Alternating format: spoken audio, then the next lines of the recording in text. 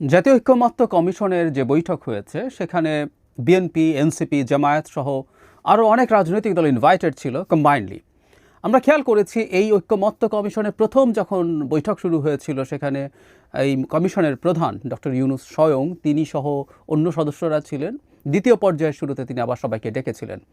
এখানে নানান দল নানান কথাবার্তা বলেছে, কিন্তু একটা খবর সব কিছু ছাপিয়ে সামাজিক মাধ্যমে আলোচনার বিষয়ে পরিণত হয়েছে। সেটা হলো জনাব নাহিদ ইসলামের সাথে বিএনপি নেতা জনাব সালাউদ্দিন আহমেদের এক ধরনের বিতণ্ডা হয়েছে। আমি এটাকে নিয়ে একটু আলাদাভাবে এবং গুরুত্ব দিয়ে আলোচনা করতে চাই, কারণ জনাব নাহিদ ইসলাম যে বক্তব্য সবার সামনে দিয়েছেন বলে এখানে দেখা যাচ্ছে, এবং অবশ্যই এখানে প্রধান উপদেষ্টা নিজে উপস্থিত ছিলেন, তার সামনে এই বাকবিতণ্ডা হয়েছে। সেখানে যে অভিযোগটা করা হয় নির্বাচন চাওয়া নিয়ে, এটা নিয়ে আসলে সামনের বাংলাদেশে খুবই গুরুত্বপূর্ণ আলোচনা হওয়া দরকার। কারণ যেই নির্বাচন চাক না কেন তাকে ভারতের দালাল ট্যাগ দেয়া হয়। আমি নিজে যেহেতু আর্লি ইলেকশনের কথা বলি, তাই ভারতের দালাল, শুধু ভারতের দালাল কেন হবে? ইনফ্যাক্ট নির্বাচন চাওয়া মানে ভারতের দালাল, বিএনপির দালাল, নির্বাচন চাওয়া মানে আওয়ামী লীগের দালাল, আওয়ামী লীগ আর্লি ইলেকশন চায়, সেনা প্রধানের দালাল, যে কোনো দালাল বলে দেওয়া যায়। নাহিদ ইসলাম এই ধরনের আলাপ করেছেন, আমি সেই জায়গায় আসব তাদের বক্তব্য নিয়ে। কিন্তু এমনি ওভারঅল কী ধরনের আলাপ আলোচনা হয়েছে আমার মনে হয় সেটা একটু বলা দরকার আছে। নির্বাচনের সময় আসলে আমাদের সামনের রাজনৈতিক প্রেক্ষাপটের প্রধান বিতর্কের বিষয় হয়ে দাঁড়াচ্ছে, এতে কোনো সন্দেহ নেই। আমি জনাব সালাউদ্দিন আহমেদের বক্তব্য শুনেছি, সেখানে তিনি খুব দৃঢ়ভাবে, কঠোরভাবে, খুবই সোবার ভঙ্গিতে, কিন্তু তার ভাষার শব্দ চয়ন খুবই কঠোর ছিল। সেখানে তিনি জানিয়েছেন যে কোনো কারণ নেই যে ডিসেম্বরের পর নির্বাচন যেতে হবে। সংস্কারের আলাপ তিনি এনেছেন।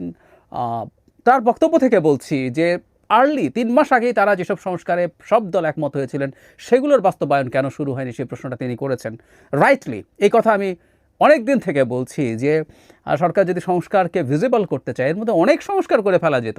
এখনও দ্বিতীয় পর্যায়ে আসলে ডিবেট হবে বা মতদ্বৈততার জায়গা মূলত সাংবিধানিক যেসব ইস্যু আছে সেগুলো নিয়ে। এগুলো কেন করা হয়নি সেই প্রশ্ন তিনি তুলেছেন। তিনি কোনো রকম কোনো যুক্তি আছে বলে মনে করেন না বলছেন। জনাব নাহিদ ইসলাম আবার পাল্টা তাদের বক্তব্য হচ্ছে এরকম, তারা বাইরে এসেও সেটা বলেছেন। আমার মনে হয় নাহিদ ইসলামের আগে জামায়াতের বক্তব্য বলা উচিত। বাংলাদেশের ভোটের রাজনীতিতে, নির্বাচনী রাজনীতিতে এনসিপি কিছুই না এখনও, শুধুমাত্র আমাদের এই মুভমেন্টের কিছু সিগনিফিক্যান্ট ফেস আছে বলে আমরা তাদেরকে গুরুত্ব দেই, আদারওয়াইজ কিচ্ছু না। সামনে নির্বাচনে এনসিপি কোনো ফ্যাক্টর না, এটা আমাদের মেনে নিতে হবে। কোনো একদিন তারা ফ্যাক্টর হয়ে উঠবেন কিনা তার পরবর্তী নির্বাচনে ডিপেন্ড করবে তারা কীভাবে তাদের রাজনীতি সাজাবেন সেটার উপর। যাই হোক, জামায়াতের কথা বলছি, এই মুহূর্তে তারা নিবন্ধন ফেরত পেয়েছেন। নিবন্ধন না থাকলেও তারা তো নিষিদ্ধ দল ছিলেন না, তারা দ্বিতীয় সর্বোচ্চ দল, সবচেয়ে বড় দল।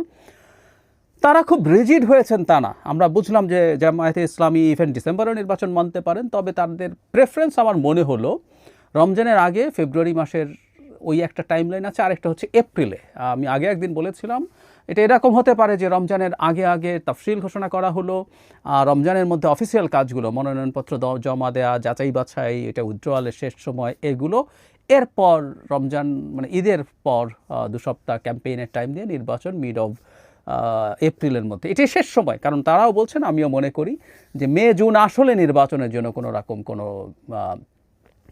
ভালো কিছু হতে পারে না। কিন্তু যেটা জরুরি মানে ডিসেম্বরে নির্বাচন হওয়া যাবে না এই টাইপের আলাপ জামায়াতের দিক থেকে নেই।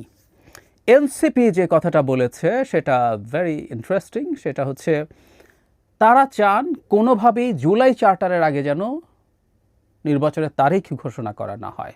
আমরা খেয়াল করব তাহলে জুলাই চার্টার জুলাই মাসে হবে। এখানে বিএনপির সাথে কিন্তু তারা ক্রমাগত কনফ্লিক্ট করে যাচ্ছেন, আর সেই জায়গাটায় আসবো। তাহলে জুলাই মাসে যদি চার্টার হয় তার আগে করা যাবে না, এবং জুলাই চার্টার দেখে তারা জানাবেন নির্বাচন কবে হওয়া উচিত। খুবই উদ্ভট কথা কেন বলছি? জুলাই চার্টার হওয়ার পর যা যা কাজ করা দরকার আছে সেগুলো আসলে সরকার করবে, সরকার নিজে বুঝবে যে কত সময় তার লাগতে পারে।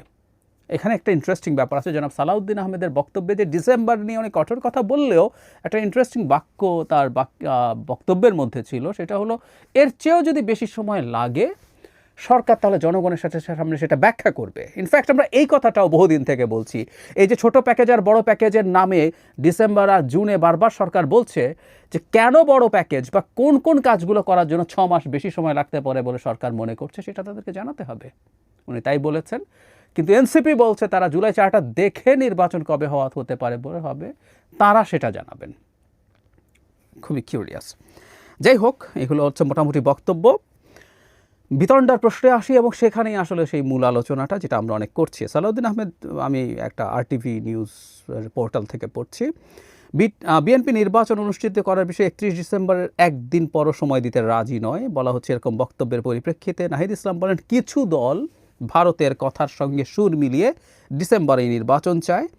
তাদের বক্তব্যের সঙ্গে ভারতের বক্তব্যের পার্থক্য নেই, তারা ভারতের সুরেই নির্বাচনের কথা বলছে। সঙ্গে সঙ্গে কথার ক্ষুব্ধ প্রতিক্রিয়া জানিয়ে স্থায়ী কমিটির সদস্য বলেন, এখানে এরকম ব্যাপার হয়েছে, ডিসেম্বরে নির্বাচন চাইলে যদি ভারতের সুরে কথা বলা হয় তাহলে যারা নির্বাচন পেছাতে চায় তারা নিশ্চয়ই যুক্তরাষ্ট্র কিংবা চীনের সুরে কথা বলছে। তারপর একটু বাকবিতণ্ডা শুরু হলে উপস্থিত রাজনৈতিক নেতারা তাদেরকে নিবৃত্ত করেন বলে এখানে নিউজে বলা হচ্ছে। জনাব সালাউদ্দিন আহমেদ যে জবাব দিয়েছেন, মানে ও চায় সে চায় বলেই সেটা খারাপ, আমরা আসলে এই একই আলাপ আসলে তখন শুনেছি। মানে জনাব নাহিদ ইসলামরা তো আসলে মানে শেষ মুহূর্তে এসে তারা খুবই প্রমিনেন্ট হয়ে উঠেছেন। এর আগের সময়গুলোতে জনাব নাহিদ ইসলাম অবশ্য বিভিন্ন সময় মাঠে ছিলেন আমরা জানি, কিন্তু এই যে এনসিপির অনেকেই আসলে ঠিক সেই অর্থে শেখ হাসিনার বিরুদ্ধে মাঠে ছিলেন না। যখন শেখ হাসিনার বিরুদ্ধে আমরা ফাইট করছিলাম তখন ঠিক একই কথাগুলো হতো। আমেরিকা যখন নির্বাচন বলছে, আমেরিকা যখন সুষ্ঠু নির্বাচনের কথা বলছে, আমেরিকা যা যা বলছে, আওয়ামী লীগের দিক থেকে বলার চেষ্টা করা হয়েছিল, দেখো আমেরিকা কিন্তু সাম্রাজ্যবাদী দেশ, আমেরিকা দেখো গাজায় কি করতেছে, ইত্যাদি ইত্যাদি, ও কত খারাপ, সুতরাং আমেরিকা যে কথাটা বলছে এটা ভালো কথা না। ঠিক এই জিনিসটা শুনেছি, এখনও একই রকম ট্যাগিং। এটা ফ্যাক্ট যে আমেরিকা আর ভারত একই না। বাংলাদেশের গণতন্ত্র পুরো ধ্বংস হয়ে যাওয়ায়, এই স্টেটটা পুরো শেষ হয়ে যাওয়ার পেছনে ভারতের একচ্ছত্র প্রভাব আছে, যার সাথে আর কোনো রাষ্ট্রের তুলনা নেই। তবে চায়নাও পরবর্তীতে, বিশেষ করে 18 সালের আগে থেকে শুরু করে পরবর্তীতে সরকারের সাথে এই ধ্বংসযজ্ঞে হাত লাগিয়েছে, সেটা আরেক আলোচনা। সো ভারত আমাদের এখানে খুবই, মানে মানুষ ভারতের প্রতি কোনো সমালোচনা, ভারতের প্রতি ক্ষোভ না, ভারতের প্রতি মানুষের ঘৃণা আছে, এবং সেটা যৌক্তিক কারণেই। এবং সর্বশেষ শেখ হাসিনা সেখানে পালিয়ে যাওয়া, পালিয়ে থাকা, তার সাঙ্গপাঙ্গ শত শত হাজার হাজার সাঙ্গপাঙ্গ পালিয়ে যাবে, এবং সেখানে বসে বসে শেখ হাসিনা বাংলাদেশের সরকার, আমাদের মুভমেন্টের সমন্বয়ক এবং জনগণের বিরুদ্ধে যে বিভৎস মিথ্যাচার এবং নোংরা কথা বলে বেড়াচ্ছেন, ভারতের প্রতি আমাদের ক্ষোভ আছে। সেই ভারত নির্বাচনের কথা বলছে, দ্রুত নির্বাচনের কথা বলছে। এটাও দেখলাম জনাব সালাউদ্দিন আহমেদ অ্যাড্রেস করেছেন যে ভারত নির্বাচনে কিন্তু ইনক্লুসিভ ইলেকশনের কথা বলছে। জনাব সালাউদ্দিন বলছেন কিছু দলকে তো আপনারা অলরেডি এক্সক্লুড করেই দিয়েছেন, তাহলে আসলে ভারতের আগের নির্বাচনে একটু দ্রুত নির্বাচনের ক্ষেত্রে যে ইনক্লুসিভনেস, সেটা তো আর এক্সিস্ট করে না। তাহলে এখন প্রশ্নটা হচ্ছে, আমি এই প্রশ্নটা আসলে এটাই আলোচনা করতে চেয়েছিলাম, আমরা যারা মনে করি, আমি এখন মনে করি নির্বাচন ডিসেম্বরের পরে যাওয়া উচিত না, এ কারণে আমাকে সমানে সবাই অনেকের দালাল বলছেন, কারণ আমার বক্তব্য অনেকের সাথে মিলে যাচ্ছে। আমি কারো দালাল কিনা কি দালাল, আমার মনে হয় কোনো একদিন এটা নিয়ে একটু কথা বলতেও চাই, কারণ আপনাদের অনেকের মধ্যে এই ধরনের বোধ তৈরি হয়েছে। আমি আমার অবস্থানটা একটু ক্লিয়ারও করতে চাই। প্রচুর মন্তব্যে আপনারা একই ধরনের কথা বলছেন, আমি গোল্লায় গেছি, আমি শেষ হয়ে গেছি, ইত্যাদি ইত্যাদি। যাই হোক, কোনো অসুবিধা নেই, আমি আপনাদের চিন্তাকে, আপনাদের অবস্থানকে শ্রদ্ধা করি, কিন্তু আমারও কিছু বলার আছে। তো যাই হোক, যেটা বলছিলাম, এই যে এখন ভারত চাইছে তাই আমি চাইছি, সো আমিও ভারতের দালাল হয়ে গেছি। মানে আগে একদিন বলেছিলাম ইটস ফান, আমি ভারতের দালাল, কিন্তু আমার ইউটিউব চ্যানেল, আরও কয়েকজন অ্যাক্টিভিস্টের সাথে, আরও কয়েকটা বাংলাদেশি টিভি চ্যানেলের সাথে আমারটাও ভারতের অফিসিয়াল নির্দেশে ভারতে প্রদর্শন বন্ধ হয়েছে। তো এটাই হলো ফার্স। যাই হোক, তো ভারতের দালাল বলা যায়। বিএনপি চাইছে, যেহেতু যেরকম নাহিদ ইসলাম সরাসরি বিএনপিকে অ্যাকিউজ করছেন যে তার কণ্ঠে ভারতের প্রেসক্রিপশন শোনা যায়। মজার ব্যাপার হচ্ছে, একজন খুবই গুরুত্বপূর্ণ ইনফ্লুয়েন্সার, অতি গুরুত্বপূর্ণ, অতি ইনফ্লুয়েন্সিয়াল ইনফ্লুয়েন্সার, তিনি ঠিক এই ন্যারেটিভটা দীর্ঘদিন থেকে মাঠে রাখছেন, এবং মাঠে রেখে ভারতের বক্তব্য, বিএনপির বক্তব্য, সেনাপ্রধানের বক্তব্য, তো জনাব নাহিদ ইসলামের কণ্ঠেও তারই তো ভয়েস শোনা যায়, আমরা যদি এভাবে বলি। তো তিনি কি সকাল বিকাল তার সাথে কথা বলে এসব তার রাজনীতি করেন? এমনকি তাদের যে স্লোগান তারা শেষে দেন, সে স্লোগানও ওখান থেকে আসা। তাহলে কি আমরা বলবো ওনার দল করেন তারা, উনি ওনাদের দলের প্রধান কনসালটেন্ট? নানান রকম প্রশ্ন আসতে পারে, আমরা এগুলো রাদার না করি। ব্যাপার হচ্ছে, বাংলাদেশের রাজনীতিতে এখন নির্বাচনটা আমি যে কারণে চাই, বিএনপি তার কারণে চায়, ভারত তার কারণে চায়, এক একজনের এক এক রকম ইন্টারেস্ট, সেটা সামহাউ অ্যালাইন করছে। এই অ্যালাইন করার জন্যই আমরা একটা মানুষকে এভাবে ট্যাগ করে দিচ্ছি। That's a major problem, that's a major problem. আমরা যদি এখন পাল্টা বলি এই মুহূর্তে ভারত এটা চাইছে বলে এটার উল্টোটাই সঠিক, কেউ কেউ বলার চেষ্টা করছেন, কেউ কেউ বলার চেষ্টা করছেন যে ভারত যা করবে তার উল্টোটাই সঠিক। মোটা দাগে এটা সবসময় ভুলও না, কিন্তু এটা যে সব ক্ষেত্রে একই হয়ে যাবে তাহলে কি সেটা হতে পারে? হয়। ভারত যদি বলে বাংলাদেশে নির্বাচন হোক তো তাহলে নির্বাচন তো ডিসেম্বর না। ভারত যদি বলে যে অ্যাজ আর্লি অ্যাজ পসিবল, তাহলে নির্বাচন তো তাত্ত্বিকভাবে যত সম্ভব পেছনে দিয়ে যাওয়া দরকার, 5 বছর সরকার টিকায় দেওয়া দরকার। ভারত যেহেতু নির্বাচনের কথা বলে, আমরা নির্বাচন দিতে চাই না। এবং এটা খুব তৃতীয় শ্রেণীর একটা ইমোশন নিয়ে খেলা। বাংলাদেশের মানুষের যেহেতু ভারত বিরোধিতা আছে, ভারতের প্রতি ঘৃণা আছে, ওটাকে উস্কে দিয়ে এই সরকারকে রেখে দেওয়ার একটা তৃতীয় শ্রেণীর কৌশল এটা। এই কৌশলে জনাব নাহিদেরও প্রবেশ করা হয়েছে। আমি আবারও বলি, জনাব নাহিদ ডিসেম্বরে নির্বাচন নাই চাইতে পারেন। বহুদিন বলেছি তার নতুন দল, তিনি যদি মনে করেন তিনি যদি আরও 6 মাস সময় পান তার জন্য ভালো হবে, তার জন্য ভালো হবে কিনা এই ডিবেট আছে, তারপরে ধরে নিলাম ভালো হবে, তিনি তার মতো করে সে আলাপ করতে পারেন। যে নির্বাচন ডিসেম্বরে চাইছে তার গায়ে ট্যাগ লাগানোর কোনো দরকার নেই, সত্যিই কোনো দরকার নেই। তিনি খুব ক্লিয়ারলি এই জিনিসটা বলতে পারেন। এটা করার মাধ্যমে যে রাজনীতিটা বাংলাদেশের মাঠে আনার চেষ্টা করে, যেটা খুবই খুবই হালকা সস্তা ধরনের রাজনীতি, নতুন বন্দোবস্তের কথা বলা একটা রাজনৈতিক দলের কাছে আমরা আরেকটু বেশি বেটার ইন্টেলেকচুয়াল ফাইট দেখতে চাই, সেটা তারা নিয়ে আসুন। ডিসেম্বরে নির্বাচন চাইতেই হবে তা না, প্রত্যেকটা দল তার তার ইন্টারেস্টের ব্যাপার আছে। আমি বহুদিন থেকে বলেছি, ইভেন এনসিপি যদি সময় বাড়ানোর জন্য নানান রকম ইস্যু সামনে এনে সেটা বাড়ানোর চেষ্টা করে, পিছিয়ে দিতে চায় নির্বাচন, তার স্বার্থের জন্য সেটা ঠিক আছে। জাস্ট একটা কথা বলেছিলাম, এনসিপি যেন এই সরকারকে আনলিমিটেড টাইমের জন্য এক্সটেন্ড করার একটা খেলা আছে, আসলে খেলাটা আছে, আমরা খুব ভালো মতো জানি।